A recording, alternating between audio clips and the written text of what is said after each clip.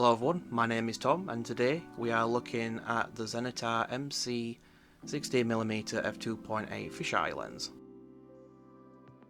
This is a lens that was made from Russia. It has a very wide 16mm field of view, which I absolutely love, but since this is a fisheye, I thought this would be a cheap way to get a full frame ultra wide angle lens and fix the distortion in photo editing software.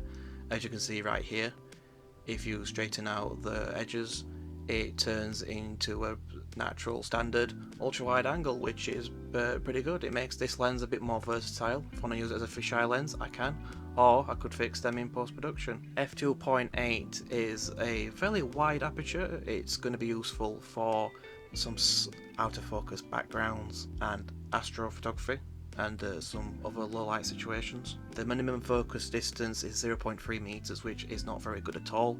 You're not going to be able to get very close with this lens. The build quality is actually very nice. It's made of heavy plastic and metal. It feels quite weighty in the hands. As you can see, there are no screen filters on the front element. You will have to screw filters on the rear element. Focusing is very smooth to turn, although it has a very short focus throw, so it can be easy to pull focus but also very easy to miss focus, which has been an issue with some of my photos, and as you can see right here, it is very easy to pull focus in video as well.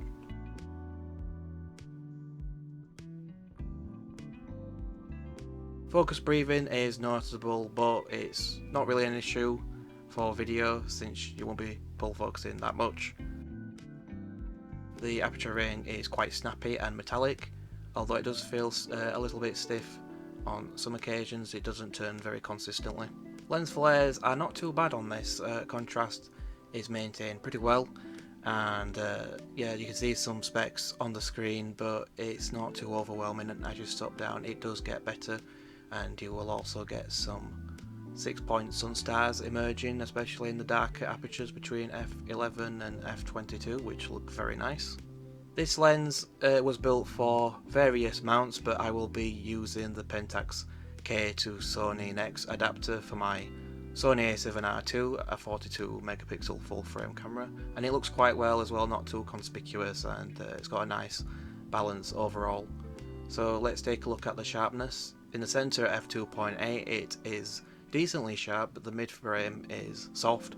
The corners are even softer. As you can see, there are some ghosting, chromatic aberration and dark corners, and it won't get better up until f5.6. The sharpness increases drastically, even into the corners, looking very nice indeed, and chromatic aberration is reduced as well. At f11 sharpness peaks, looking excellent across the entire frame. However, that chromatic aberration still remains there, and it will remain up until f22. At f22, sharpness gets soft again due to diffraction, which is a normal physical process, so don't worry about that. Chromatic aberration will be seen in everyday photos, especially in high contrast situations like here for example, but this can be fixed in post-production. It's not really an issue with less contrast situations like here for example.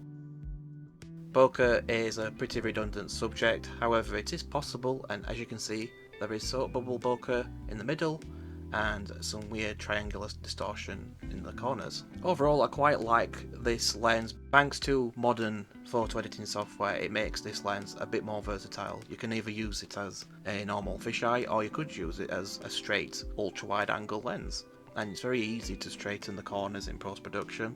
However, you do have to bear in mind that stretching the corners will reduce image quality, so make sure that you do have a high resolution camera and step down as far as you can to get the best sharpness. But overall it's got nice colours and contrast, and it's just very fun to use every now and then, especially on the streets, as you can see in my photo samples. I recommend this lens if you want a cheap ultra wide angle lens, but you do have to fix those corners in post-production, or you could just leave them as they are.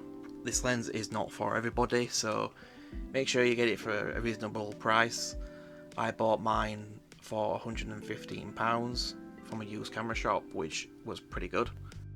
If you enjoyed this video, make sure to subscribe, like and comment for more vintage lens reviews, and I'll see you in the next video.